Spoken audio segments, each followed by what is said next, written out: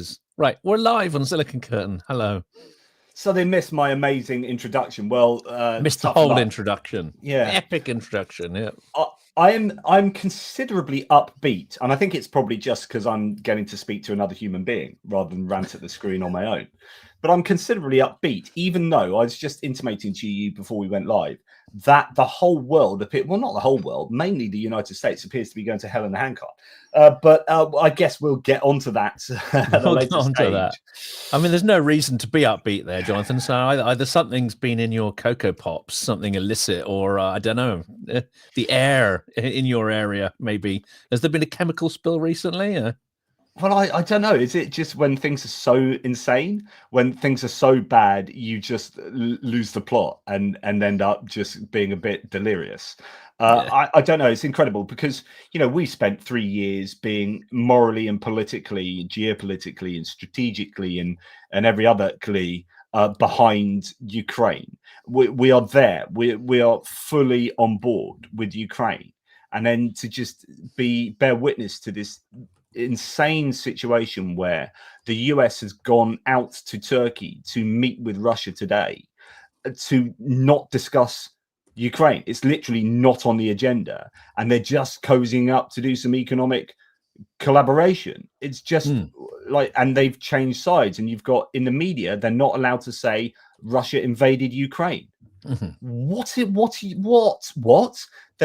of them are starting to call it a special military operation, and they're not allowed to call Russia the aggressor, and they appear to have completely changed sides. There was a used journalist in the loosest sense of the term. There was a so-called journalist on Russia Today. No, it wasn't Russia Today. Sorry, it was GB News, although the two are becoming difficult to distinguish. She used the term special military operation, and fortunately, the Conservative MP she was talking to ripped her a new one for that. But she didn't give in. He said only Vladimir Putin calls it that. She goes, no, there's other people. No, it's perfectly reasonable to use that term. No, there's nothing reasonable about that whatsoever. I showed that clip. It was Tom Tugendhat, who was former military man. And actually, that's her name, wasn't it? Yes, Bev Turner, and he ran for leader of the Conservative Party, actually. Yes, but he would have been a more moderate one. But it was great to see him really defend that point. You can call it, my opinion, and I've had this out on my channel. My opinion is it originally was a special military operation. All the evidence suggests that, and indeed, Budanov admitted this the other day. And it was for 3 days a special military operation before they accidentally realized it was a war, because they couldn't just go in, whisk out Zelensky and import a new government. That's a strategic miscalculation on their part. I mean, it's still an invasion in any traditional sense. It's still a full-scale invasion, given the scale of armor that was going on. I mean, yes, they may have thought of it as an operation, but that was based on absolute delusional thinking and probably false information, and a full sense of their own strength, full sense of Ukraine's own weakness. But it's still an invasion. I mean, there's no two ways about that, given the scale of the armor that they and just the simple activity of crossing sovereign borders. Yeah, and it's just so weird that it's obviously an invasion, right? Like literally stuff crossed the border, military stuff crossed the border, and you have Russians in Ukraine now. Like, to 200,000 troops. I mean, no one denies this. So why are people unable to say it was not an invasion? I just don't get it. The only reason is either someone is appeasing Russia, or is being paid by Russia, or has some financial interest in saying that. There is literally no other reason on earth why one would say that. One could say that there are certain sort of GOP people who are saying, okay, well, we're going to call it this because we want Putin to sign a deal, etc., etc. But I think this is a slippery slope. I mean, that's what's going on, I think. Yeah. Any appeasement, however, any appeasement to a dictator is appeasement, no matter how you wrap it up, no matter how you excuse it. And I think playing fast and loose with the truth, or even in this instance, burying the truth, is not only dangerous, it is completely compromising of anyone who engages in it. So, yeah, there may be justifications for it, but I honestly think it is the worst strategy ever to compromise yourself by engaging in these amoral, immoral word games. And I'm going to play you now this interaction between a nominee for Deputy Defence Secretary, and this is Tammy Duckworth, who is actually a veteran herself. I think she's in a wheelchair now, isn't she? As a veteran, absolutely just amazed at the response she gets here. Can you tell me if Russia invaded Ukraine? Mr. Feinberg? I mean, Mr. Hexet said it. Yeah, I understand. It's easy, yes or no. Did they invade Ukraine? I don't feel that I should publicly comment in the middle of a tense negotiation when I'm not privy to the facts to undermine what potentially. You're not privy to the fact whether or not Russia invaded Ukraine and started a war that's lasted for 3 years? I'm not privy to the details of what's going on in the negotiation between Russia and Ukraine, what the sensitivities are, what the president's trying to accomplish. So I'd be afraid to speak out of turn and undermine that. I do have confidence the president is very skillful. That he's the first guy that brought Russia to the table. The president is kneeling down to Vladimir Putin. I cannot believe the commander-in-chief of the greatest military on the face of the earth in my lifetime is bowing down to Russia. And there you go. So, you know, the very clear question. Can you tell me if Russia invaded Ukraine? Can you tell me if Russia invaded Ukraine? And he was like, and then he just stumbles around. But the key there was the sensitivities of the negotiations. So it's like Russia has, so this just shows you that Russia are controlling the negotiations. They are controlling the narrative, which is they have stated, or the US are so afraid of Russia that they can't even admit that Russia are the aggressor and that Russia invaded Ukraine for fear of screwing up the negotiations. And bear in mind, these are negotiations that are not seeking to find in favor particularly of Ukraine. These are negotiations they just want to get done quickly, rather like Afghanistan and the Doha agreement there. I would dissemble slightly on that. I don't think what we're seeing here is a peace negotiation. What we're seeing is a business deal unfold. 100%. Because the press has been focusing on, you know, is this good or bad for Ukraine? And of course, the original attempt to extort Ukraine, which people are still up in arms about, it's quite obvious and transparent what was going on there, even though that agreement they shoved under Zelensky's nose was highly ambiguous, full of holes, poorly drafted, clearly wasn't State Department, diplomats drafting that. It was some private hack lawyer, by all accounts. But what Ukraine's been able to do is remarkably turn that situation around. They've agreed to sign a new agreement. This new agreement has none of the kind of restrictions that we see, and none of the clauses that would be absolutely devastating for Ukraine in the long term. In fact, it's an agreement, it appears, where they're much more in control. It's much more equitable, more of a partner agreement. And also, what we have to accept here, and this is interesting, which the media doesn't tend to get, is that extracting resources from the ground isn't a question just like dig it up, stick it on a train and ship it. It requires vast investments in logistics and infrastructure, as well as accommodation for the workers, all this kind of stuff, before you can even extract an ounce of wealth from the ground. And even once you've done that, and let's face it, Donbass is a wreck. So there's a huge upfront investment to even start extraction processes. And actually, the processing of these resources is one of the biggest investments required. Ukraine doesn't have those facilities. Pretty much, China does. A few other places do. But if the US is going to capitalize on that contract, there's going to have to be a vast investment in reprocessing to get the stuff out, to realize the monetary value. So actually, Ukraine is now potentially got rather a good deal. If you have the US having to build all this infrastructure to realize this so-called wealth and stabilize the region and get, repopulate it that's an extraordinary win, which perhaps, what other circumstances would there be in which the Donbass gets rebuilt? At the moment, there are none really, because heavy industry, when it is built back, is unlikely to build back there in such a strategically insecure area. It's likely also to be rebuilt not where you have the traditional coal mines and dirty electricity production, but where you can get, say, green steel and green energy, which I've seen some of the mapping and research done by this. That's more likely to be in the West and the South and the Carpathians rather than Donbass. So this actually is going to be maybe rather a good deal for Ukraine if it can get some security and if it can get not this as payment for previous military investment, but actually new military investment, then this is actually rather good. What's been completely ignored, and I'll let you speak in a minute, what's completely ignored, but which some of the Russian commentators are talking about, is that the Z patriots are losing their freaking minds over this. Because this isn't just a business deal where Trump seeks to extort Ukraine.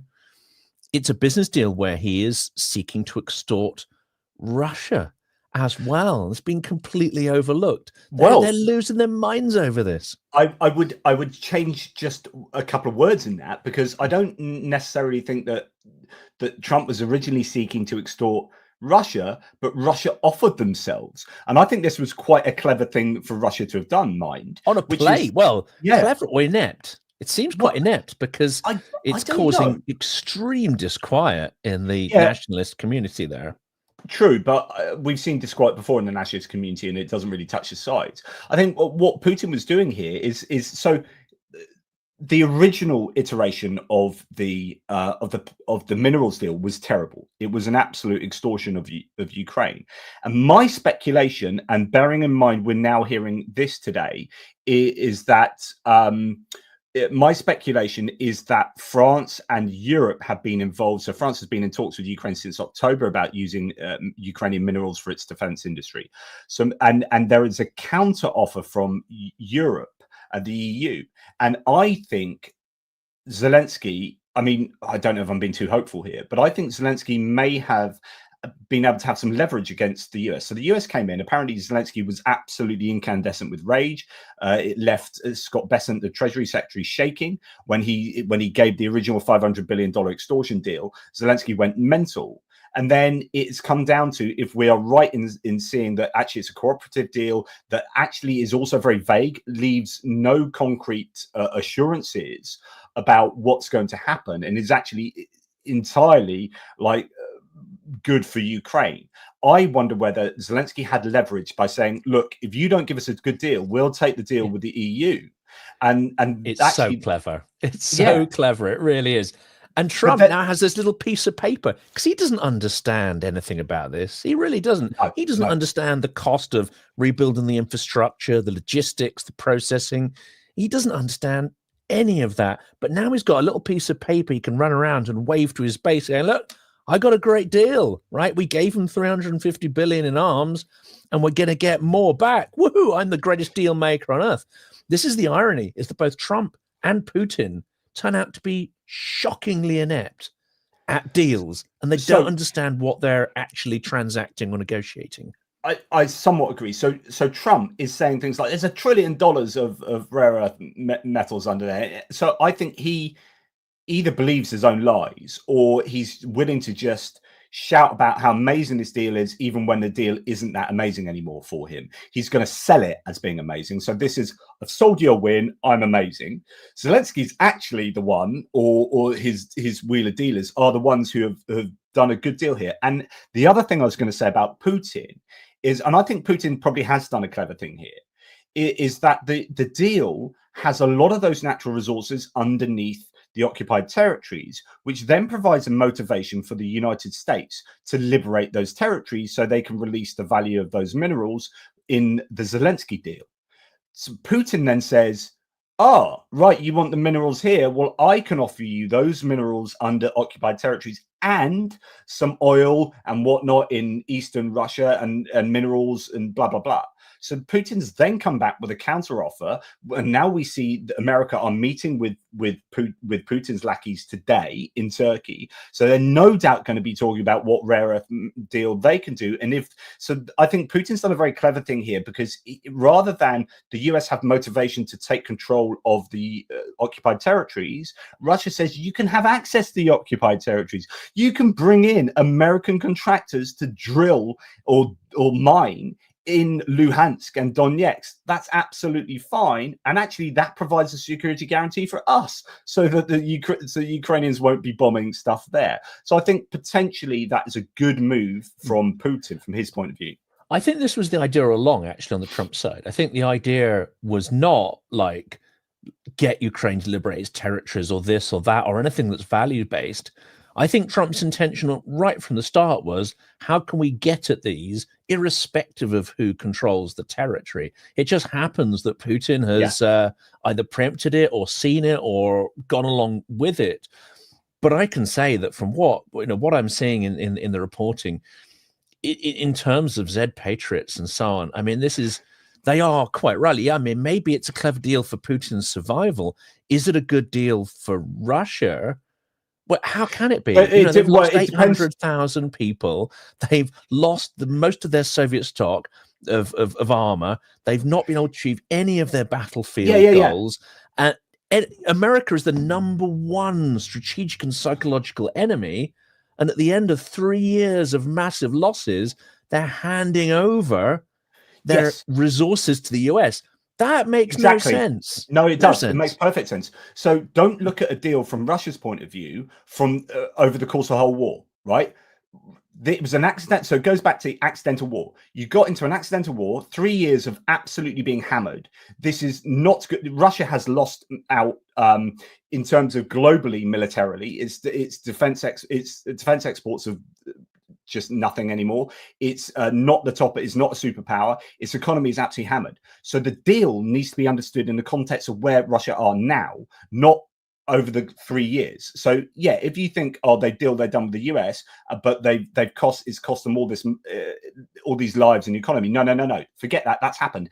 Now, given that, Putin then goes, if he's got a good grasp of reality, which we're not sure, but he looks at where Russia are at and goes, we are freaking screwed, and we are so screwed now that how do we get out of this hole? Let's get into bed with the US.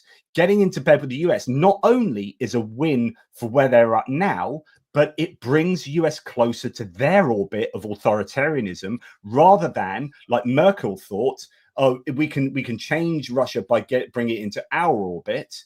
Actually, Russia and the Trump administration are somewhat authoritarianly aligned. Yeah, that's a short-term win. That's a short-term win, definitely. So this is how Putin's going to sell it. Behind the scenes and publicly, he's going to sell it to say, look, okay, you're mad that we're aligning with the US, but look what's happening. The US has moved to our mode of business. It's moved to an authoritarian and formal power model. We have destroyed the US. We've destroyed the Euro-Atlantic Alliance. United Nations resolution. This is the win. United Nations resolution. He's got all of these public indicators that his spycraft has won. Of course, he will use those. He'll use those publicly with the Z Patriots and behind the scenes, say, like, don't get obsessed with territory. Don't get obsessed with resources. We've achieved the #1 goal, which is to destroy the post-World War II order.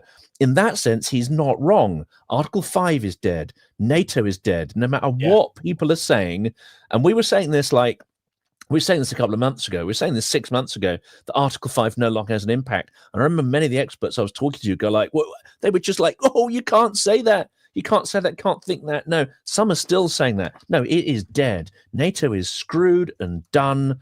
And we need a far more agile replacement for that. So Putin can point to this as an incredible victory. But let's not also forget what he's going to be saying behind the scenes to his advisors and Karaganov and these others. He's going to be saying, we've played the classic Russian imperial game, and this is where we shouldn't lose sight of it. The classic game of Russian imperialism is to side with one enemy so that they destroy a third enemy. You side with X and you work with them to destroy Y. When Y is destroyed, you find somebody else, and then you destroy the guys that you previously partnered with. So if we look at the big picture, Russia sides with China. China helps Russia screw the US and destroy, the transatlantic alliance. Then they seemingly ditch China and start working with the US. But this is an endless game. This is like the Matryoshka doll of betrayal. No, but you're still then right, they'll though. turn around and screw the US and they'll reinvade Ukraine in a couple of years' time. Maybe, but I think definitely. Definitely. It's sorry. a guarantee. The erasure of Ukraine is something you can be absolute certain of. And the ultimate Russian goal is that they cannot be an empire. They cannot be an empire without uniting the Slavic lands, which means they will guarantee betray their current alliances. I don't deny that, but I think so. I completely agree with your A plus B to take on C. But what's been fascinating, if you listen to what did Donald Trump say last night? He said last night that the EU was created to make screw the US over. So A plus B takes on C. The United States and Russia doing deals to take on the EU. I would argue that the destruction of the EU, and you can argue Romania as part of that, and obviously Germany and the long game being played there, is more important to Russia, to Putin, actually, than the empirical expansion into Ukraine. It's part of the same thing. It's two sides of the same coin, because Russia's mode of business cannot exist in a rule of law environment. Therefore, you have to degrade the institutions and alliances that uphold the rule of law, business model. So the US transatlantic alliance, definitely a big one. They might have previously thought that actually the EU would be easier to break up by, scything the UK off from the EU and sowing dissent. Turns out that actually breaking the thing that seemed to be harder was actually easier, which is US democracy and rule of law. That doesn't mean the EU's gone away. Of course, destroying the EU is a prime target for their activities, no question. And I think they'll be quite pissed off at the German election result. They'll be pissed off at what's happened in Romania as well. Yeah, but you can play the long game with Germany and Romania. There's been this big surge of support for Georgescu, even though he's been arrested. But so like what has happened is that Russia have been brought back from a precipice of destruction, whereby a month and a half ago, Russia was screwed, right? Economically, in terms of global power, they're a pariah state still. And then Trump came in and turned on a sixpence. And suddenly the UN resolution, the World Trade Organization resolution yesterday, or statement yesterday. I haven't seen that. Well, one, it's basically the same, refusing to call Russia the aggressor again. It's exactly the same kind of stuff. Basically has done a turncoat on Ukraine, then claimed that the EU are effectively an enemy, putting 25% tariffs on the EU. So I would imagine they're going to lift sanctions on Russia, get into bed with Russia, do all these deals, screw over Ukraine.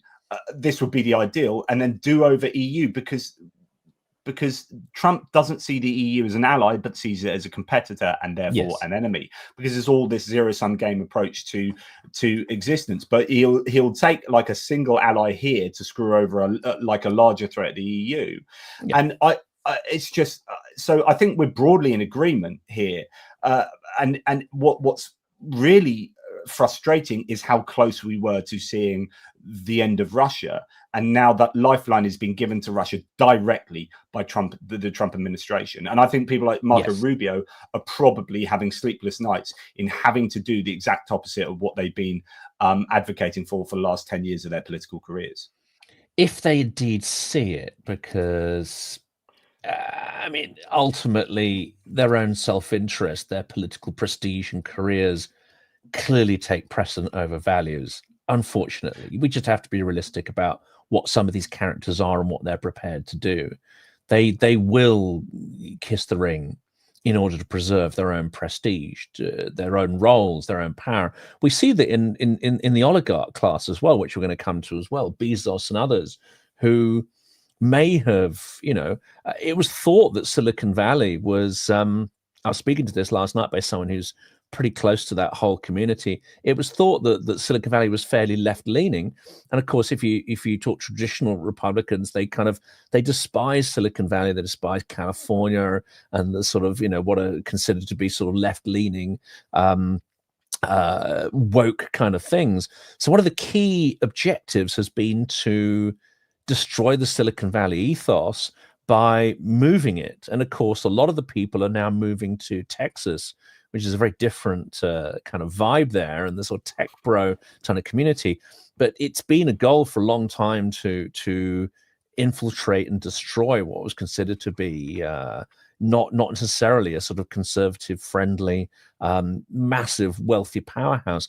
And they've very quickly been able to do that. And all of these oligarchs are kissing the ring, whether they would have supported naturally democratic politics or not before.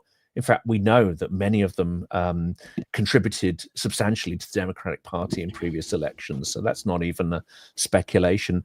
And now they're busy deconstructing not only the checks and balances in their own platforms, such as Facebook and so on, but like Jeff Bezos, they're purchasing traditional legacy media, and they're deconstructing, I would say, the journalistic ethics and checks and balances in those institutions too.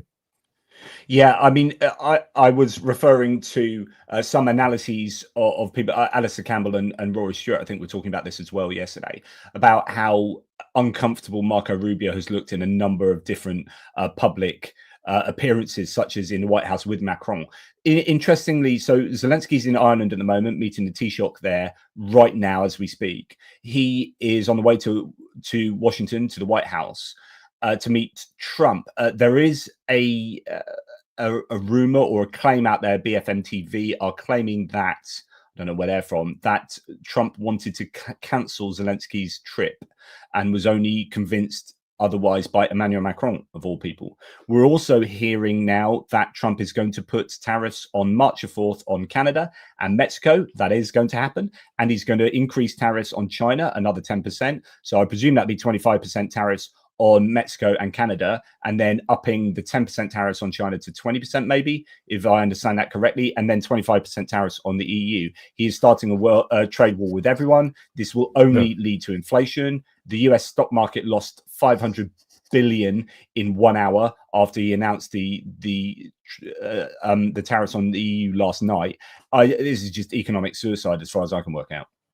It's on every front, and unfortunately, I have conservative friends in this fight for Ukraine who are not sort of perhaps seeing what he's doing. What he's doing is pure vandalism. Whether it's tackling the judiciary or checks and balances or any sense of legal or sort of process-led democratic culture that may have existed, he's riding a coach and horses through everything, as well as deconstructing US intelligence. One of the things we come to is this idea to kick Canada out of the Five Eyes. Well, I don't think anyone in the Five Eyes really is going to trust their intelligence to the US from this point on anyway, with Kash Patel and Tulsi Gabbard. He is deconstructing American power before our eyes, and American governance and American strength. I heard, but I haven't read it. I need to go and look at the source. But one of my sources today was saying, from quoting or referencing an article in the Times, that American, I presume, defense officials had advised British officials not to buy American. So American, military equipment. So that is along with this, the idea that America is shooting itself in the foot, because in isolation, you will, if you're going to put tariffs on all this stuff, then the price of everything's going to be going up, and that is just a tax on the importer, which is a tax on the consumer, and then you're going to have your own businesses be rejected by the EU, by UK, by allies of Ukraine who have been forced away from the US orbit, and as such, you are going to get these big defense, military, industrial concerns suffering with orders and profits going down. This is going to there will be some economic pressure both from consumers and I think from industry in terms of both the tariffs and the pushing away of Europe you're on your own. This is your war. You sort it out. Okay, we will sort it out, but we're going to buy all our own stuff. Thank you very much. I think it's sensible because, you know, what I've also been reading, and again, I want to get an actual military expert on the channel because I'm, you know, I repeat what I read, but I'm not an expert on these things. What this article was saying is that in the more sophisticated sort of US equipment, there are kill switches in all sorts of, you know, missile systems, radar systems, and of course they're dependent on the sort of satellite data, etc. I know Ukraine is trying to wean itself off Starlink because that's now and perhaps always was a major strategic weak point, the reliance on sort of Starlink in case that gets switched off.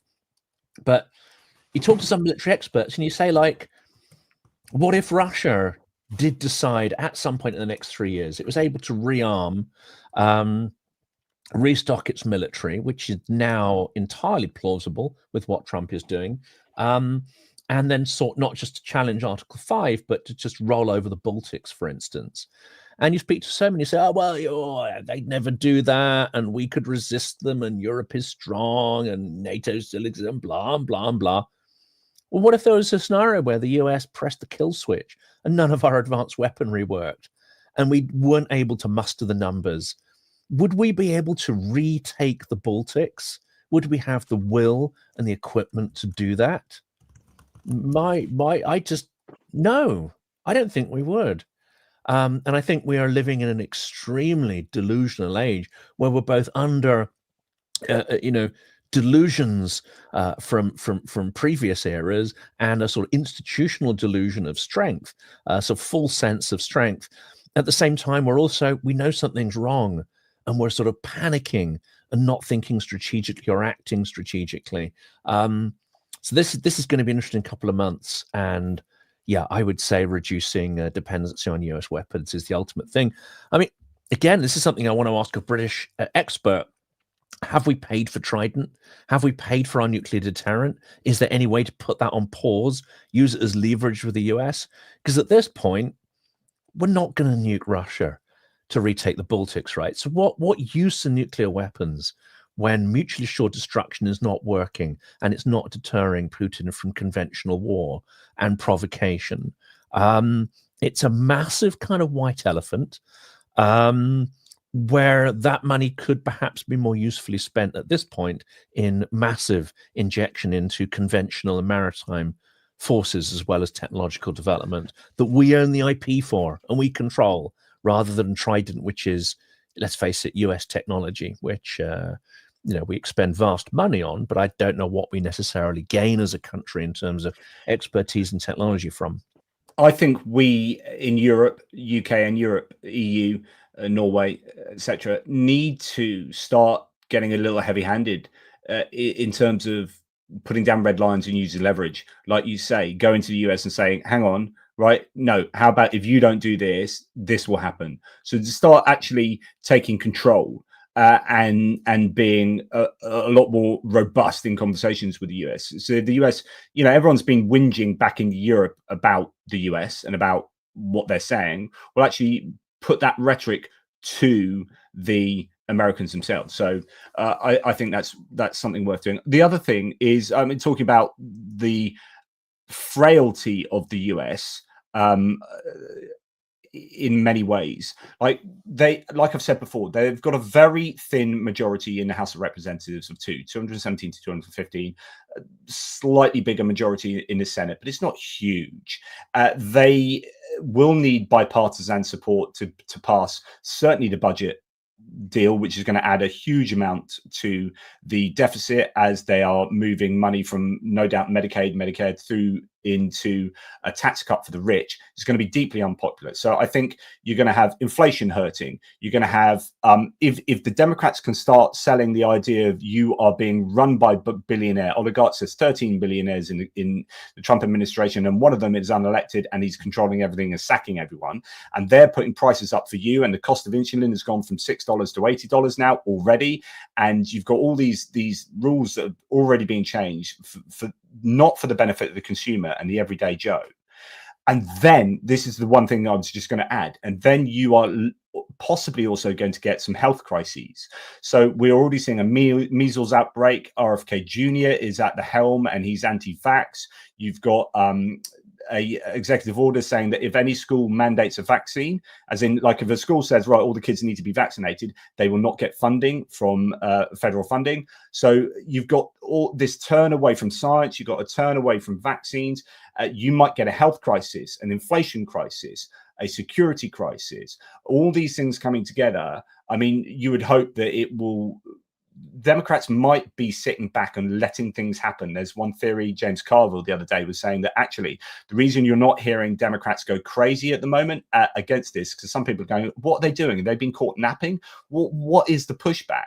But there's a theory that actually they're letting the US commit suicide, like the Republicans commit suicide, so that they don't seem to be the blame for that. And then they go along and say, and now we're going to pick up the pieces. You're muted. You're muted. This is a rotten, weak-ass strategy. I don't know if it's I don't know if it's true, but it's plausible. It's entirely plausible. I mean, we had a similar thing here where Labour, you know, held back and let the Tories destroy themselves. And you can argue that actually politically that's quite a smart strategy.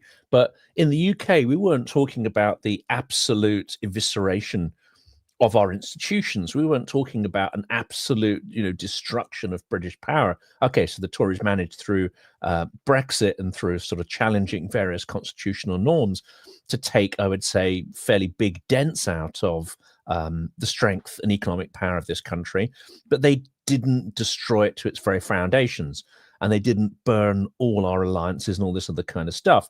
So in that sense, I can say, okay, Labour, that's probably quite a smart political strategy to give your opponents enough rope to hang themselves.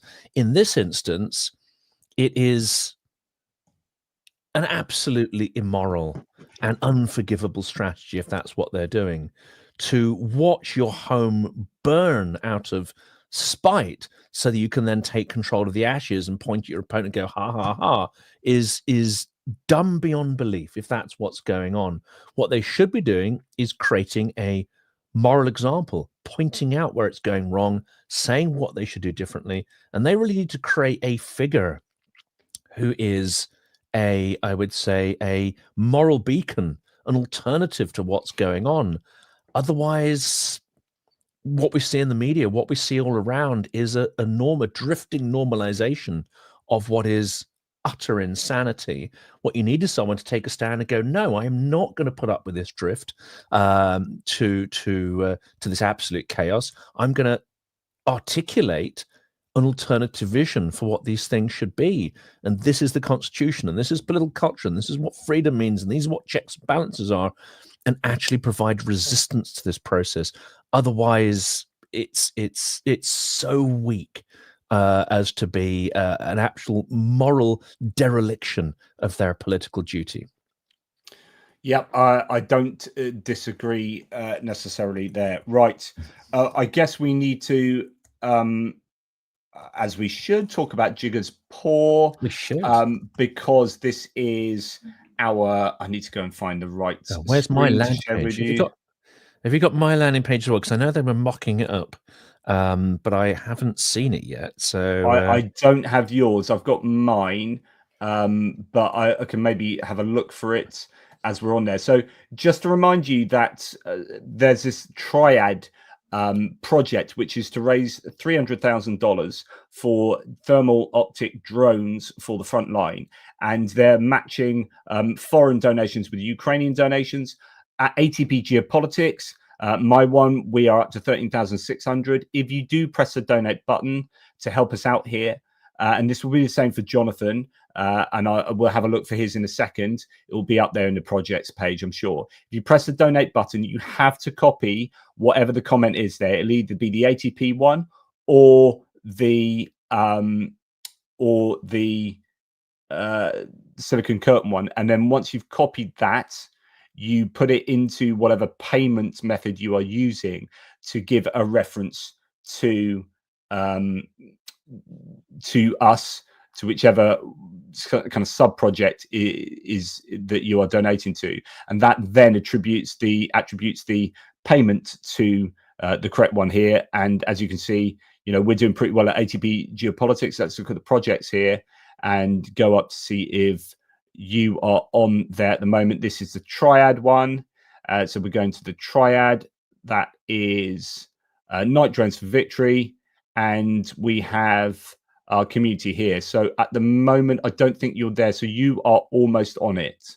I presume they're just finalizing your page at the moment. So I guess this is not something that your community can immediately contribute to, but it will be forthcoming, no doubt. And you'll keep your audience posted, I'm sure. But that would be fantastic if people can help out. The description is in the the link is in the description below for those of you following my channel at the moment. I'll definitely help out, Jonathan's. It's all going to the same pot ultimately. So, yeah, well, I'll be providing my link later in the day. Simultaneously, we're still raising funds for our documentary project. We're also raising funds for events that are being run, and I got an interesting sort of announcement for the audience here. So you'll all know about the events we ran in January in Lviv and Kyiv, and of course Jonathan was there and got to see them in action. We've now got confirmation of what not the next ones are going to be, because there's going to be a few more events before this, but we've got 3 more sort of confirmations. One is the Lviv Media Forum in the middle of May. So I'll be doing lots of interviews and stuff there and going to Lviv for that.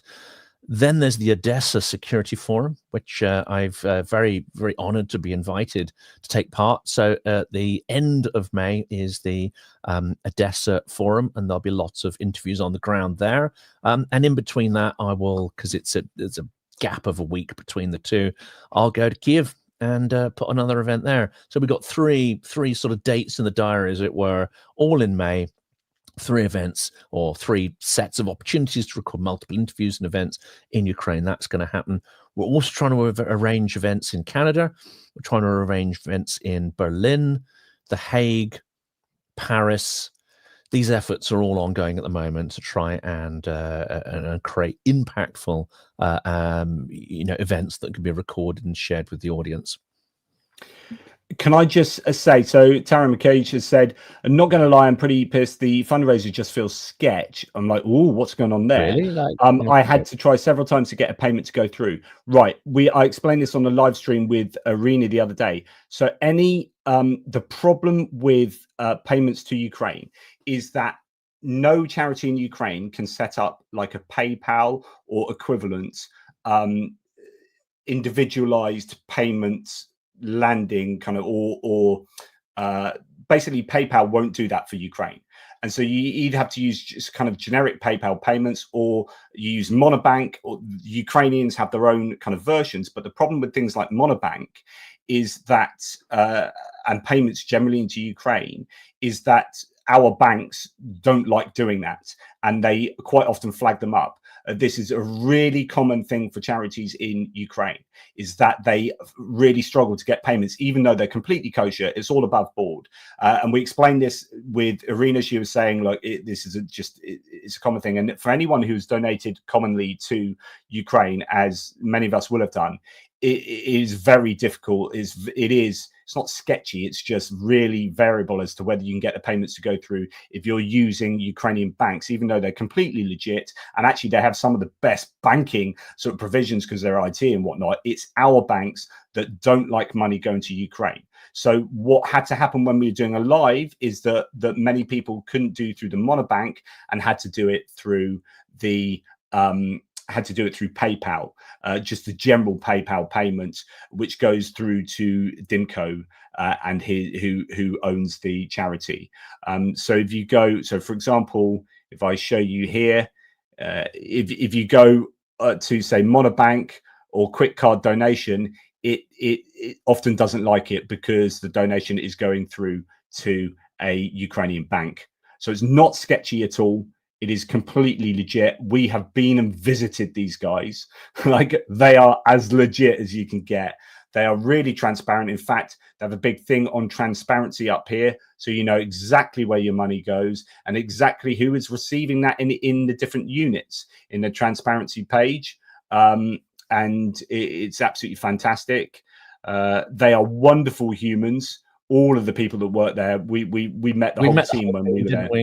We saw their operations, we met the whole team, and they are absolutely inspirational.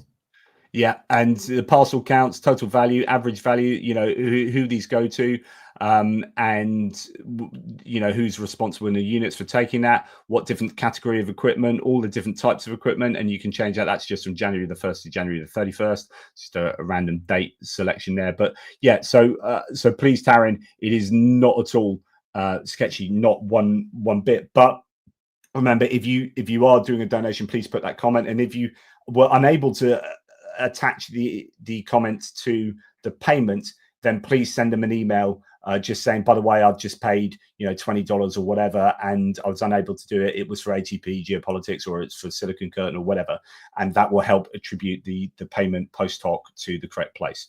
So that's what's going on there. And we really appreciate all the support you guys have given to this. And in fact, when we were there, we saw, you know, some of the drones or the components, some of the electronic warfare stuff we saw there that was on the floor, ready to go out to different units, and they're explaining how it all worked. It's a really, really superb bunch of people. But I would urge viewers to go and check out the live stream from just 3 or 4 days ago that I did with Arena from Jigaspur, that will explain everything to you.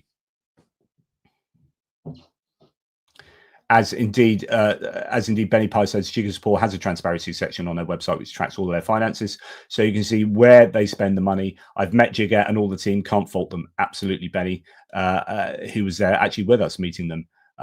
Great bunch of peeps. And what's also important is I think they have extraordinary relationships with the battalions where the equipment's being sent.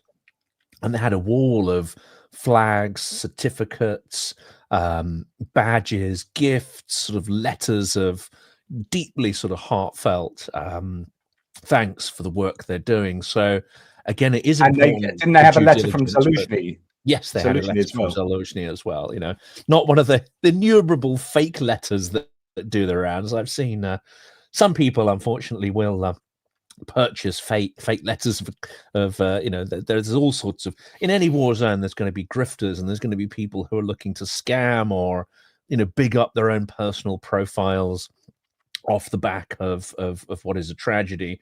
Unfortunately, that is natural, and I think every war scenario has these kind of people. But no, I mean, this is why it's so important that we went there and we checked them out. And these Jigaspur team, they have extreme humility despite the absolutely remarkable nature of what they're doing and the impact that they're having. Yeah, absolutely. So that's all really good to see firsthand. Fantastic. Right. Okay. Thank you very much to Mitch. Here's my workaround for the PayPal payment being blocked. Kindly do me a solid and put this to all the fun. Absolutely, Mitch. What a legend. That's really, really very generous, Mitch Mazarol from Canada. My good Canadian. He's been with me since my days of doing, I still have the channel, Atypical Philosopher. That's what ATP means. And where I talk about, you know, whether or not God exists and all that kind of philosophy of religion stuff. He's been with me since the beginning. So thanks, my good man.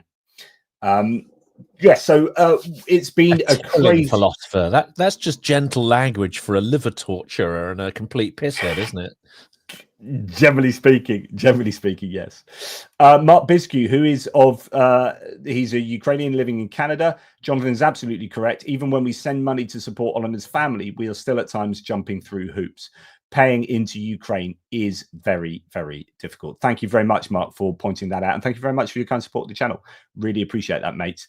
Very kind. I'm actually, Mark, you've sent me an email and I need to reply to you. I've got something like 160 emails that are unread at the moment. I am so behind on everything. Just the world is going crazy. And I find myself just completely obsessed and glued to just these forever feeds of news that's coming out, particularly from America. It's just, yeah, it blows me away at the moment.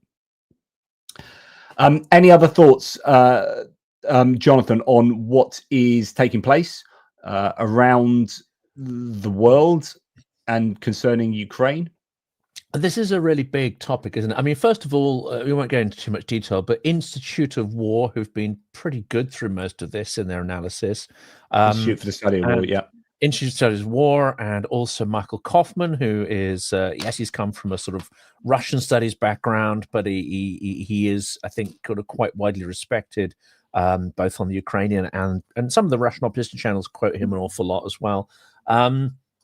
He's come back from Ukraine and said that actually, all these stories of, I mean, of course, the Ukrainian forces are under extreme pressure, and the attrition rate is appalling, and the conditions they're having to fight in is appalling, and there's all these things.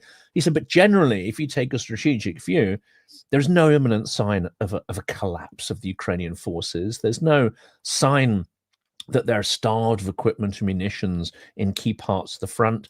And indeed, there is an interesting graphic that shows the intensity of Russian combat operations over the last 6 months. I showed that if you this draw morning. a line through it, you showed that this morning. Yeah, it's clearly showing that they are less able to project these offensive forces, and it's consistently going down and down and down week after week after week. So I think the picture is very much that Russia is its resources are running out, and its ability to keep in this fight are running out. If the US had a president that doubled down on Ukrainian support, I think we could see at some point this year an actual collapse of the Russian front lines. But that, of course, isn't going to happen, because Donald Trump may well be able to broker some kind of peace. That, in effect, is saving Putin's bacon, which you mentioned earlier. Absolutely. I'm just trying to find that. I can't find it. I need to find that graph. It was Fabian Hoffman that shared it this morning. I just want to play you this, though. I'm going to have to re-share. This is exactly what we were just talking about. I can't believe it. So I've just come across this. Hopefully you'll be able to hear this. I've done this correctly. This is Donald Trump on the deal with Zelensky. To be honest, честно говоря, у меня такое чувство, что меня как-то дурит с этой сделкой по минералам. I know there's over the top, but let's just listen underneath if you can, and I'll tell you what he says. Этот президент Зеленский оказался не так прост. Надеюсь, что в конце концов мы не останемся ему должны. I hope we don't owing him more money. Did he just call him a sticky bastard? Something like that. Anyway. Absolutely. To be honest, I feel like I'm being cheated somehow with this deal. I hope we don't end up owing him. Why would you say that? Why would he literally say that, when the whole idea of this deal is he could go and wave a piece of paper to his base and say, look at what a good deal. It's almost like he's undermining himself. It's extraordinary. I think he was expecting to be able to screw Ukraine over. Like that, he just wants that short-term transactional. It's not even transactional. There isn't a transaction. It's, as people have pointed out, this isn't transaction. That would have been extortion. And he's underestimated Ukraine in the way that Putin underestimated Ukraine. And this is one of the bright spots in the whole thing, is that Ukraine and Ukrainians are so smart, and they have the right level of cynicism and context to sort of see through these situations and see through where all the traps are going to be. I won't say they're perfect, and we know Ukrainians can descend into extraordinarily destructive debates or endless dialogues. I mean, there's this anecdotal thing, isn't there, that when you get, if you put two Ukrainians in a room, they'll end up forming three political parties. And there is a sort of slightly chaotic aspect to Ukrainian freedom. But in this instance, they seem to have outwitted the US. I mean, some people will perhaps say that that's not so difficult, but given the situation Zelensky was in, I think it's quite remarkable that he refused to sign that first deal, because what I'm hearing as well from various sources is there were many people actually in Zelensky's own camp. There were many people surrounding him for maybe good reasons, maybe highly dubious reasons, that were telling him he should sign that first rotten deal with Trump.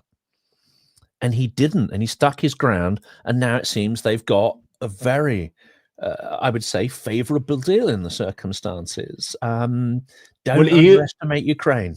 He can't also unilaterally sign it, and that's the thing. He passes it through the Verkhovna Rada, which he did. Well, it's got to get past his cabinet first, and then it's got to get voted through in the parliament. And the fact it got voted through so easily is a sign that actually is not a bad deal for Ukraine, right? So this is the let's share that. That's for the last year. And then when you just look at recently, I know that there are ups and downs. It's not going to be like consistent, but that's the intensity of daily assaults since November. So you can see that the Russians have been unable to keep that intensity up. I say unable because my mantra is always, you would if you could, you aren't so you can't. Like Russia would be piling troops everywhere and keeping intense attacks all the time if they could. They aren't, so it means that they can't. It's that simple. It is. And this is, you know, with my marketing head, this is a trend. I mean, the trend jumps out at this so clearly. What it also shows is that whenever they have a sort of punctuated period of activity, so we can see there on 15th of June, clearly there's some kind of major assault kind of going on around that date. This one. Yeah. Yeah, but yeah. they're So not sustainable. They punch through and it doesn't achieve results, and then it withers out. 15th of February, I don't know if that's when they tried to do some counterattacks in Kursk.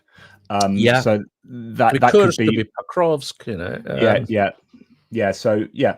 Anyway, I thought I'd you know back up what you were saying there with some data points there. So yeah, it's going to be fascinating to see what Starmer can achieve, if anything, with Ukraine. With Ukraine, but with Trump. I must also say that I am really perturbed about what's going on with regard to the Tate brothers being released from Romania and then going straight basically to Mar-a-Lago, from what I can work out, because that's disgusting. These are really disreputable human beings, but it just shows that it's all about owning the libs.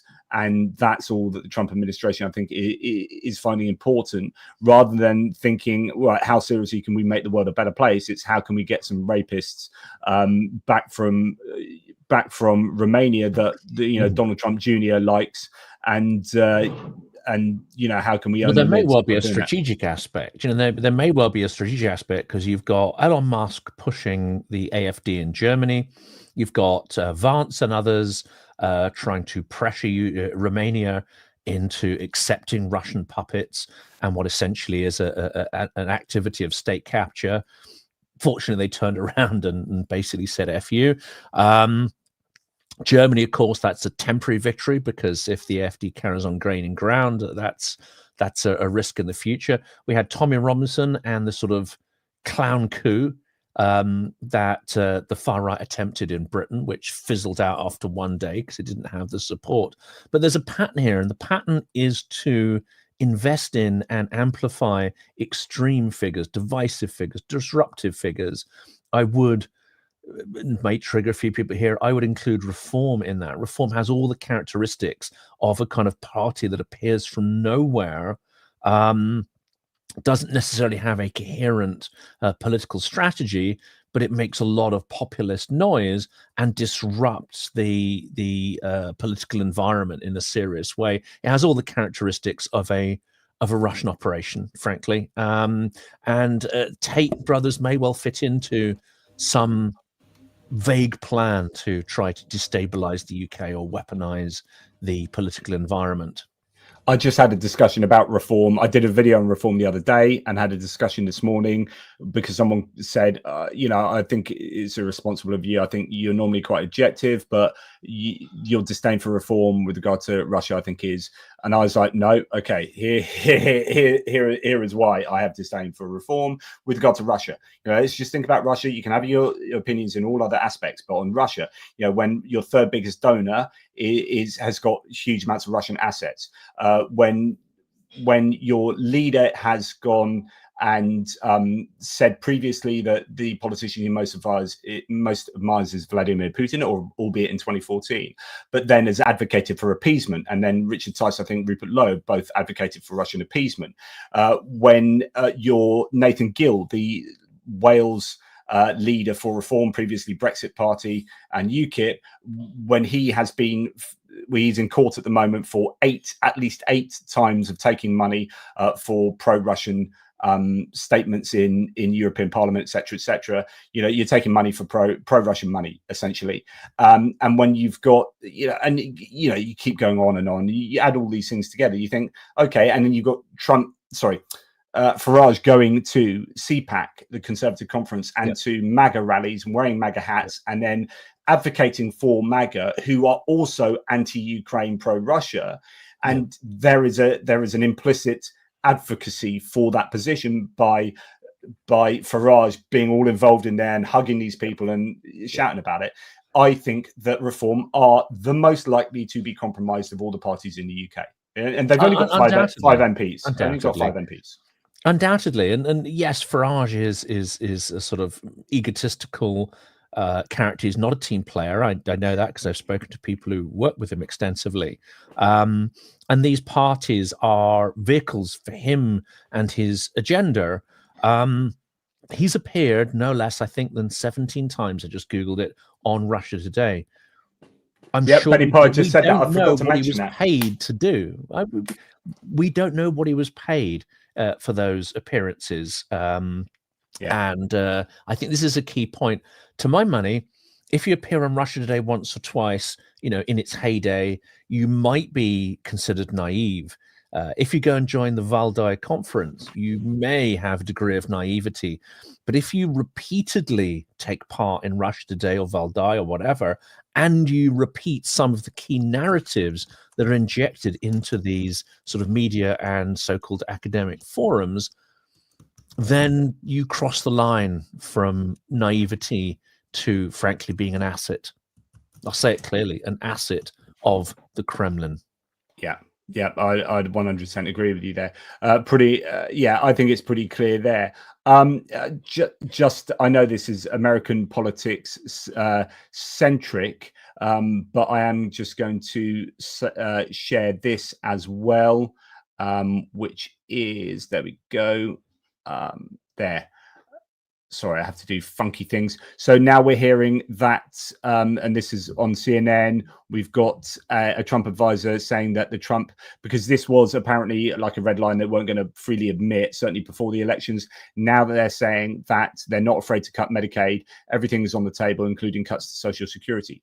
What you might now start seeing is a shift from the working class against the Trump administration if it's their Medicare. So I think it's something like 1 in 3 people in the US that would affect, and then a further 1 in 3 of the people left are on something else that's on the chopping board. So there's a real vulnerability for the Trump base here, that he will kind of bite the hand that feeds him, if you like. So the support he's got, although, the real support comes to the billionaires, right? But the actual voting support comes from these people. And if they start kicking off against him and the polls start going down, November 2026 isn't too far away. And you get a midterm election that sees Congress really shift towards the Democrats' favor.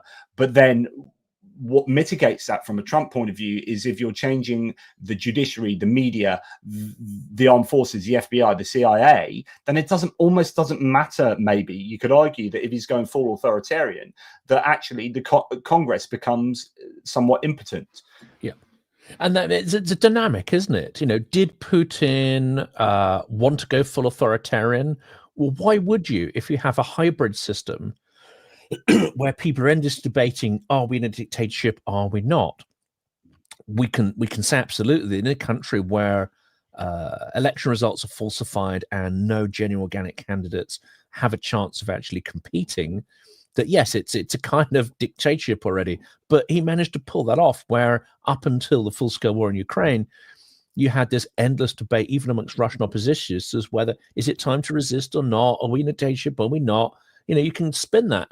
Trump can do that as well, except that there's an inevitable mechanic that as your regime becomes less able to deliver the goods, as it were, the economic goods and the things it promises, then either you cede that ground to somebody else who can fix the problem. It's not what you do at a dictatorship, or you spread scurrilous lies and repress your opponents, and you create a manufactured version of reality that, one, makes the problems go away, and two, blames the problems for other people. And you have these two contradictory narratives going on at the same time. But to make that work, you also need to have a high degree of suppression. So it may be that Trump isn't even minded to go full dictator at this point, but he's on a trajectory of reducing American power, reducing American wealth, that if he wants to retain his regime and the grip on power, it's an almost inevitable slide towards dictatorial repression. I honestly think that we are. Oh, look, Nigel Farage hanging out with one of the Tates there. That's always good. What a nice man. What a nice picture. Yeah. Anyway, I digress. I really genuinely think, like, I'm going to make a bit of, not a prediction, because you just lay yourself up to be wrong. But I really do think the US is kind of, all the ducks are in a row now to see the EU as an enemy, even more than Russia. Like, I honestly think that you're going to get a pivot away from Russia are the bad guys towards the EU being the bad guys. Then that will fall to Keir Starmer to have to make a choice as to whether he gets closer to the EU or tries to be the middleman between the EU and the US. But I think if his advisors are worth anything, they'll be like, you're on a hiding to nothing to try and do that. You've got to go to Europe. You've got to stick together. And I think he said enough to suggest that he knows that as well. Well, unfortunately, though, they're also busy trying to court China, which is, I think, strategically inept as well. Who's they? Starmer's, right. They're trying to do a reset with China, which at this point in time seems to be, unless it's designed as part of a strategy to peel China away from Russia, would seem to be extremely inept and politically immoral. I think it might just be to do some simple trade deals. It could just be little more than, we just need a couple of extra quid in the coffers. Yeah, but well, we definitely need that after the Brexit disaster. Yeah, in terms of security, though, it's going to be fascinating. So the question, the European leaders are meeting on March the 6th, and I think Zelensky's going to be there. So it's going to be very interesting to see what happens there, because I think that is going to be possibly the decision as to whether, I mean, we'll have to see what happens with Starmer today and Zelensky tomorrow in the White House. But my bet is that, judging by what Trump's saying at the moment, my bet is that's not really going to turn up too much that Trump is going to be happy with. And if that's the case, then March the 6th could be the point where the EU decides, or Europe as a whole decides, to go it alone. And as a result, Ukraine might have to decide to go it alone with Europe. And then it's a case of, like, what does the US provide for Ukraine that no one else provides? And how do we get that to Ukraine otherwise? You're muted. You're still muted. There we go. Here we go. I found the button. Yes, I think this is almost an inevitable course there. And actually, I think Zelensky saw this coming, because last year, to not a little derision by European powers, or a fairly sort of, quick dismissal of it, because it's such an alien concept. Not anymore, it has to be said. He suggested that Ukraine have a future role as the peacekeepers of Europe, flipping it. Not that European and NATO peacekeepers would protect Ukraine from Russia. No, that Ukraine and Ukrainian troops would be the protectors of Europe. That really landed like a bucket of cold sick last year, because I think we were still living in an extremely delusional space. Well, actually, I heard these words and I thought, absolutely, he's correct and he's onto something here. Now, of course, the geopolitical the pieces have moved to such an extent that this not only sounds like a good idea, this sounds like Europe's salvation. That in return for what Europe has, which is wealth and cash and the ability to generate wealth and resources, that Ukraine becomes the shield and sword of the European territory. Interesting. This is becoming more likely, I think. Well, what Ukraine have to do in any way possible is show their worth to their allies. So it's not, I guess, there's only so far that you can say, right, it's in the strategic interest of us that Ukraine do the blah, blah, blah. And that's all true. And absolutely, it's really important that we support Ukraine for our own benefit, particularly in Eastern Europe, because you don't want Russia to keep going, et cetera, et cetera. There's all that. But like, when you're thinking about the future, Ukraine needs to say, right, what are we gaining out of this war? As in, what have we improved ourselves in with this war? Right, drones, right, this kind of bit of tech, that bit of tech, right, we need to be the center of the world for this, so that we can then offer something to our allies or to other nations so that we have utility. And like you say there, that's another form of that, which is Ukraine saying, right, we have utility for you guys. We're really important for you guys because we can do this for you. So you need to keep us close, and you need to help us, and you need to bring us into the fold of the EU or whatever as quickly as possible, so that we can be the protectors of Europe, and we can be the drone center of blah blah blah and all these kind of things. Absolutely. I think that's definitely the case. I think they're already proving it. Whether that's fully realized in Western capitals, I think that realization is starting to dawn. I think Britain and some in the US are paying a little more attention to the evolution of drone warfare, and the penny is starting to drop that our own industries are perhaps not operating at that scale, that our military procurement processes are extremely bloated, cumbersome, slow, and that Ukraine is moving the dial. And it's not just on drones; it's also sort of amphibious vehicles. It's the maritime vehicles that you've seen and we've talked about. And a recent one I saw last night is some form of battlefield communications, like a handheld radio that works on some sort of sophisticated encryption. And Ukraine's developed it. It's tested in the field. There are hundreds, if not thousands, of units now in operation. And when this Ukrainian entrepreneur showed it to Western militaries and procurement experts and told them the price point, they literally fell off their chair, because it's 10 times cheaper than I'm making these figures up, right? Because I can't remember the exact details of the article, but it's significantly cheaper than the equivalent units available to Western militaries, and its reliability and capabilities far beyond what those current Western specs are. So this is just starting to be realized, how Ukraine is going to be an engine of innovation, but also an engine of driving down costs. Now, if Elon Musk wasn't apparently a Russian asset, or completely, deluded on horse tranquilizers or whatever the hell he takes, he would see that what Ukrainians are doing is what he claims to be expert at in his own businesses, which is being ruthless in taking costs out, ruthless in looking at technologies and figuring out which bits are kind of redundant, which bits can you sort of scythe out of that cost production process to make the end product sort of simpler, more reliable, and bring the unit cost down. He should be able to appreciate this Ukrainian skill. Of course, he won't, because he's apparently playing a very different game. Yeah, absolutely. Let's go through some thanks before we kind of wrap things up, Jonathan. So if you don't mind, if that's all right. No, that's right. It's your polite way of saying I'm absolutely sick and tired of your voice now. And never. That's never happened. It never would happen. I could listen to it forever. In fact, I do. I sleep to it. It's pretty good for that. Yeah. Yeah. Gifted 580p Geopolitics membership. Thank you, Kevin Force. You're an absolute legend, of course. Right, Taryn McKeej, what can be done to prevent a repeat of a Georgian Dream style election fraud if and when elections are held in Ukraine again? That is an absolutely diamond question.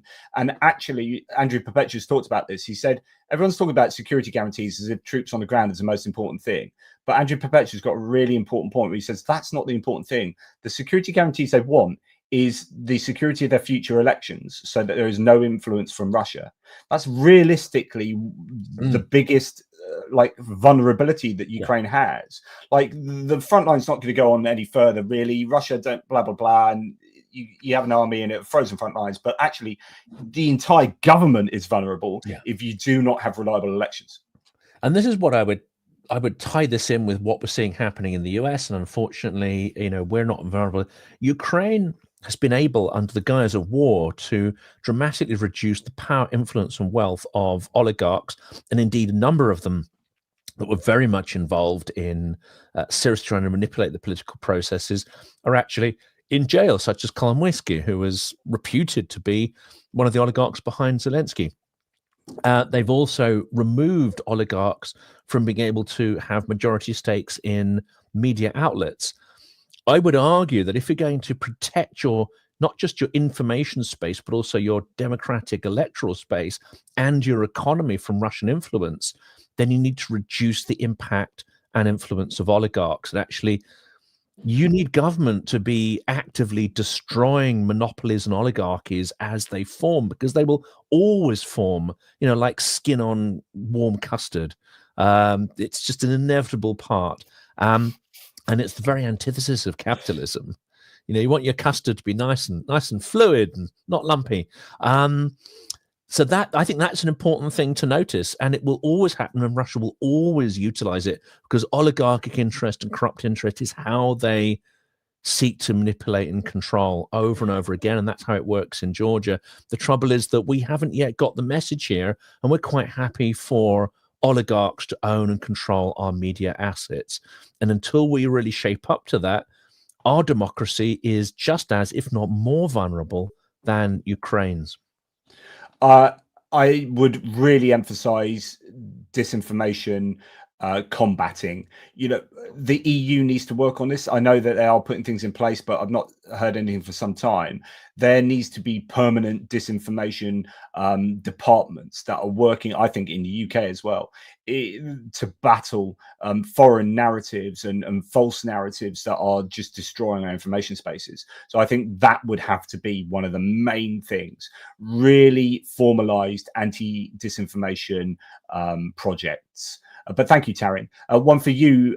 This is one of your supporters. For you, Jonathan. Appreciate your work. Would there have been another way pushing Europeans investing more in defence than Trump's did?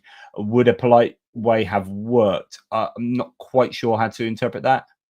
I think I get the question, and it's could we have got, sorry, so my translation would be, could we have got investment up in European defense without Trump going through the pushing us away?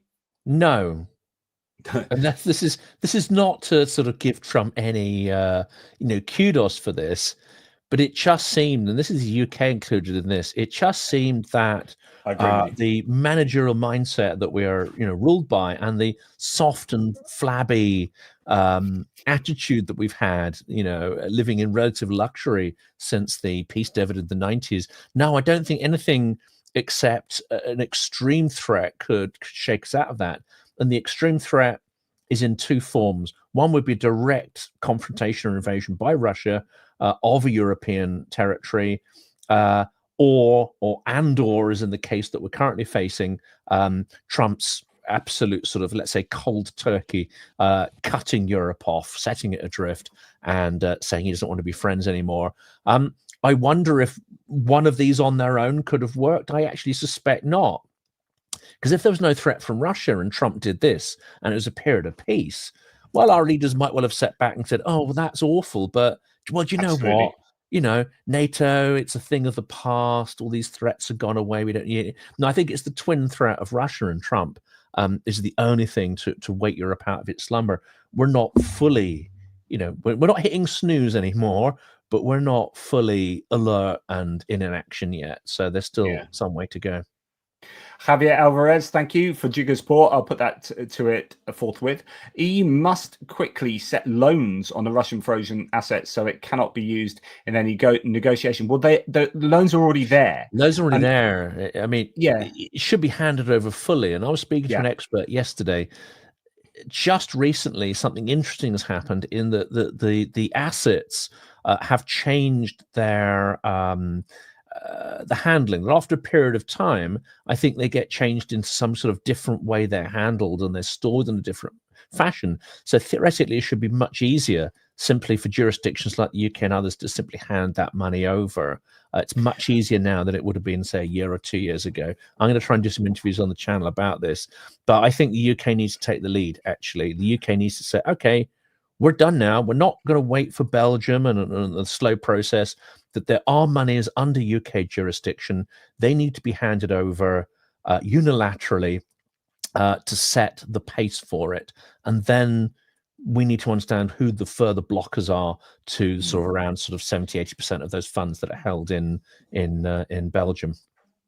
Where there's a will, there's a way, and it appears that the main argument is scaring the markets from investing into the EU.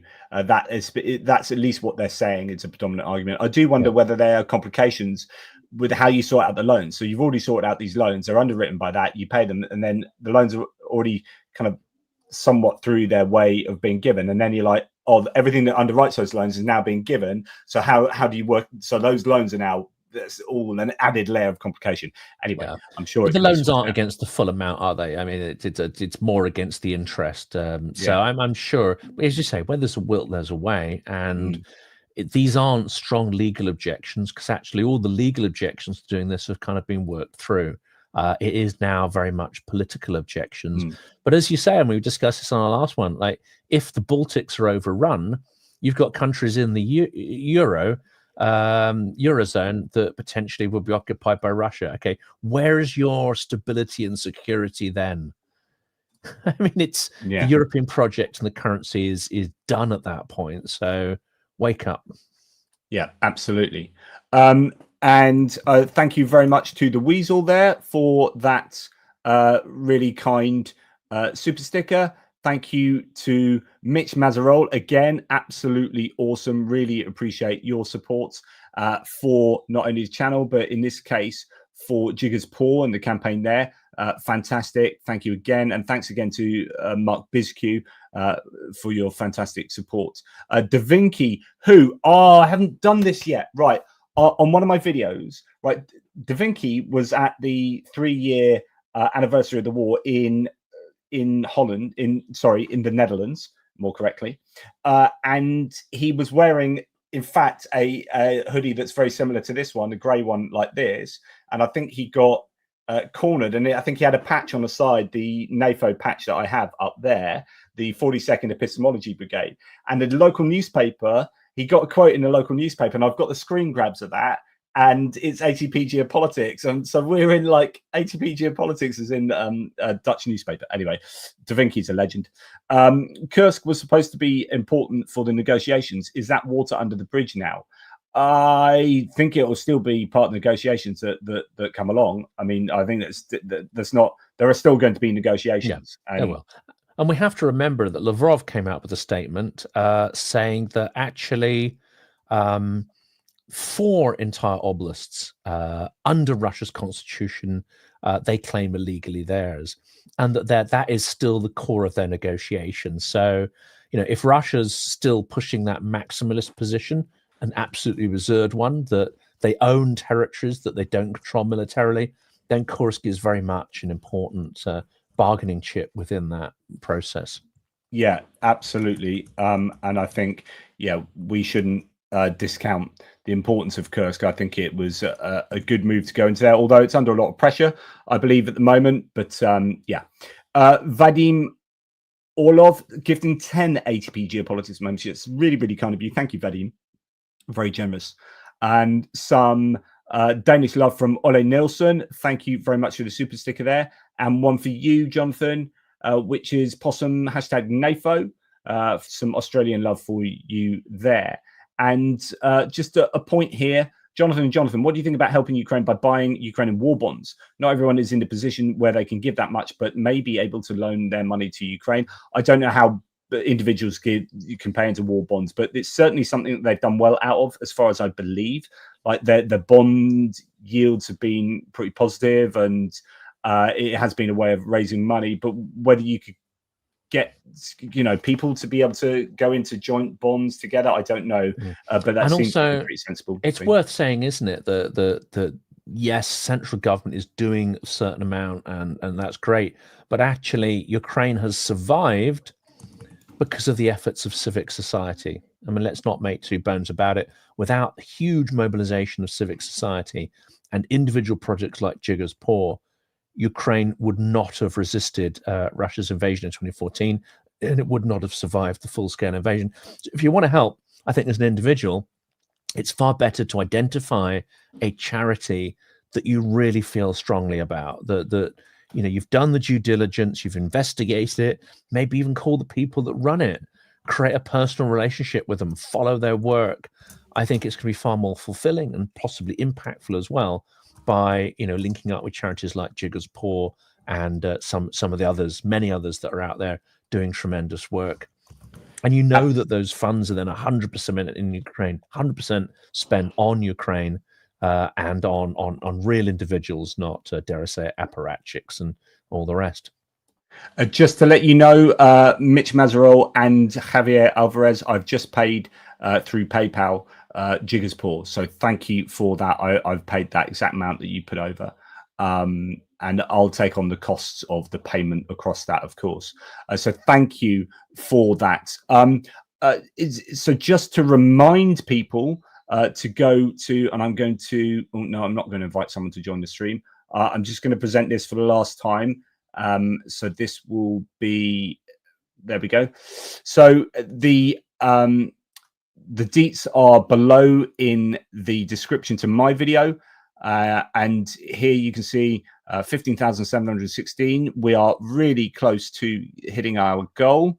And if you do press donate, you're brought down to here. Please remember to press copy ATP for try comment. Make sure something like ATP goes in the comments or reference for that, and that'd be fantastic. And although we spent some time, Jonathan, criticizing the Trump administration and therefore by extension the US, please remember, peeps, that there are some amazing Americans obviously out there in our viewerships who are absolutely stalwart supporters of Ukraine, and that the Trump administration is not representative of vast swathes of the American population. Yeah. That is absolutely key to remember. So when we criticize Trump and the administration, we're not criticizing Americanness or you people. And for those who might want to label us and like, oh, you lefty this and that and the other, be aware as well that we are friends with and collaborating with many people who describe themselves as GOP, who are some like Greg, who are deeply religious and who we have tremendous relationship with. We're collaborating with people who are sort of, you know, never Trumpers, traditional Republicans, Reaganites, even some people who describe themselves as not necessarily hostile to MAGA, but who pro-Ukraine. We are working with them. We're collaborating with them. We count them as friends in this fight to increase freedom. So we're, you know, I would describe ourselves, you know, everyone falls into sort of, you know, political cliches or falls into their own way of viewing the world, but we're not isolated in any kind of leftist bubble, if anyone is perhaps thinking that. Thanks to Arne Anderson for some Norwegian love there. Keep up the good work. Thank you. It allows me to keep the lights on. So I really appreciate that. And I would like to leave you. So talking about good Americans, I've been impressed for some time with Jasmine Crockett, who is a congresswoman representing an area in Texas. She's not from Texas originally, I don't think, but she represents a district in Texas. And she gave such a good speech from which this is excerpted. Whole speech is excellent, talking about disinformation and truth. But here she advocates for Ukraine, and it's just brilliant. So I think let's have some positive American voices, and here is certainly one of them. It is time for us to say, Mr. President, guess what? Russia invaded Ukraine. Can we at least agree on that one? Facts matter. Y'all, this is literally potentially putting us into an international crisis. We may be heading towards the next world war because we have a president that wants to pal around with Putin and wants to do everything to make him feel good, including lying about who invaded who. Mr. Chair, I got a minute left, but I really want to yield to any of my colleagues and ask them if they will say today, very basically, that when it came down to the war in Ukraine, that it was not Ukraine that invaded Russia, it was the other way around. Is there anybody in here that has enough courage to say that Russia invaded Ukraine? You can have my time. And this is yet the problem. It is time for... It's fantastic. And actually she goes on there, and there's more, and there's more before. Did anyone pop up and say anything? The insanity of where we're at, Jonathan, is that she asked a really simple question. Can any of you admit, Republicans she's talking to, can any of you publicly admit that Russia invaded Ukraine? And they couldn't do that. And that includes many, many Republicans who have been to Ukraine and who are pro-Ukraine and know the truth of that matter. Yeah. I always find it interesting. Here's Yakona 23 saying, one of yours saying, yeah, I'm a Reagan conservative, always tried to vote Republican and against the left, and I've never hated anyone as much as I hate Trump and the rest of the MAGA traitors. Here's a thing that I showed Yakona. Maybe you've seen some of my videos, maybe not. If you watch my, actually I haven't released it yet, I think it's my geopolitics video that's just about to be released, where Trump slags off the EU. I play a video of Ronald Reagan extolling the virtues of the EU and all the leaders from all these separate parties within Europe, and the difference between Trump and the state. Like, I'm not a Reagan supporter, politically speaking, right? I am one of these kind of liberal lefties, but I will tell you that Reagan was a gazillion times the statesman that Trump will ever be. He's got, Reagan had more statesmanship in his left pinky than Trump does in his entire family, right? And he his words there were so measured and responsible, and I just missed that from politics at the moment, from American politics. That just responsible, clearly decent moral leadership. Just the clarity has gone. Antony Blinken, very clearly supportive of Ukraine as the Secretary of State, advocating so heavily for them, playing guitar with a Ukrainian band in Kyiv, right? And having his daughter dress up in blue and yellow on Halloween, and his son dress up as Zelensky. These little, that's the clarity of support that we got. We can criticize the Biden administration, of course we can, but there was never any doubt of who they supported. It was just how they supported and whether they did it enough and at the right time, whether they're too scared about escalation. But there was no obfuscation, no moral murkiness there, and I kind of missed that. I just really missed that. And Jasmine Crockett was just brilliant there. Anyway, last sentiments from yourself, my good man. I think something you mentioned earlier. Let's keep an eye on what Starmer does. He's clearly gone to Washington to try to suck up to Trump, but he wanted to get that message about defense spending out, the increase to 2.5. I think you and I know that 2.5 is not anywhere near enough that's required to get our armed forces back to any kind of deterrent capability. But where do you take it this from? is a useful step. Yes, what do you say? Yeah. Well, you don't take it from budget. In the First and Second World War, we did not fund that effort out of budget. We had war bonds. We had essentially what were massive loans in order to fund that. And we have to look at other ways to fund the increases that are required. Yes, of course, it cannot come out of budget. I mean, we'll probably see it move up to about sort of 3% over the next 2 years, but that is no way near enough nor fast enough. So I think we will see over the coming months a move to different solutions to that problem. But clearly, he wants trade deal. He wants, actually at this point, for Britain not to be a target of massive tariffs.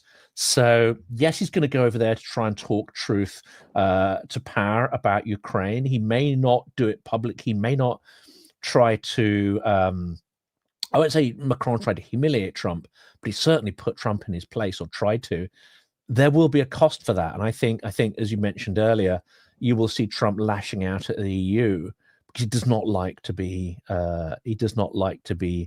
visibly, countermanded or corrected in any details. That will blow back. So I don't think we'll see from Starmer any sort of public statements that are going to be inspirational as Macron was, but behind the scenes he'll try to get his message across about Ukraine, but there'll also be a lot of domestic interest there for Britain to avoid the tariffs that the EU is under, because frankly, outside the EU we are already extremely vulnerable. We've made ourselves extremely vulnerable.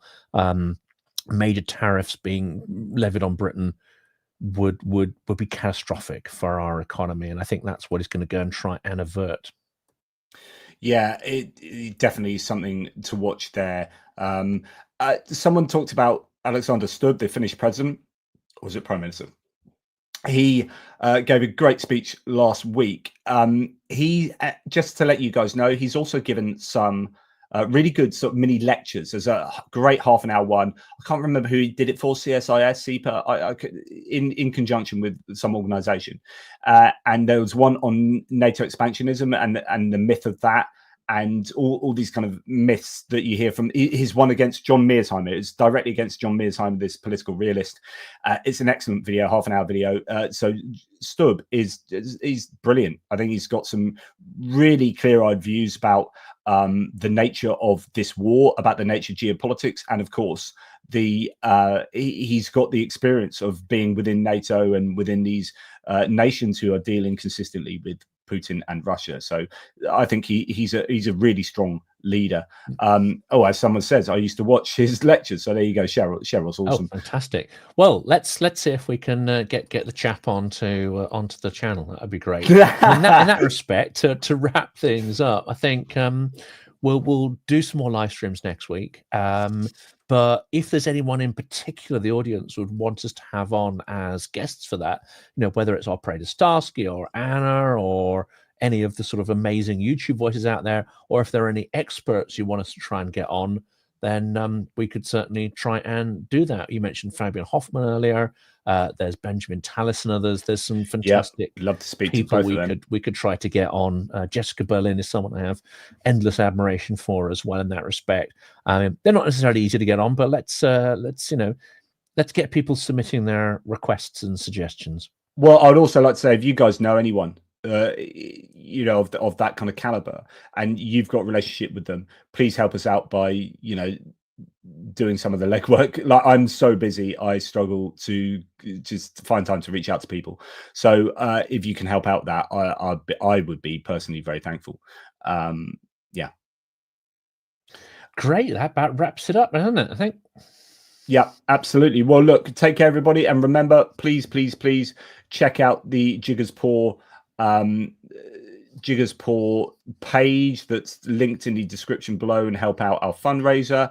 That will be really, really fantastic, and we'll see if we can reach that target sooner rather than later. We were going to talk about doing a raffle for this, but I have a feeling that by the time that gets sorted out with something from a unit, we'll actually have wrapped up this fundraiser. So that would be fantastic. We're getting ever closer, and that will be probably nearer 16,000 now with brilliant ones over the last little while. So and I'm just kicking mine off so we can start pushing my page in the live streams next week and see if we can get that target up as well. Yeah, which would be great for sure. Cool, excellent. Lovely. Well, thank you very much, Jonathan. Always a pleasure, never a chore. Well, sometimes it's okay. We're friends. You can be honest. I've enjoyed this one anyway. Thanks, mate. We're friends, really. Yeah. We'll catch you on the next one. Slava Ukraini. Heroям slava, smерть ворогам.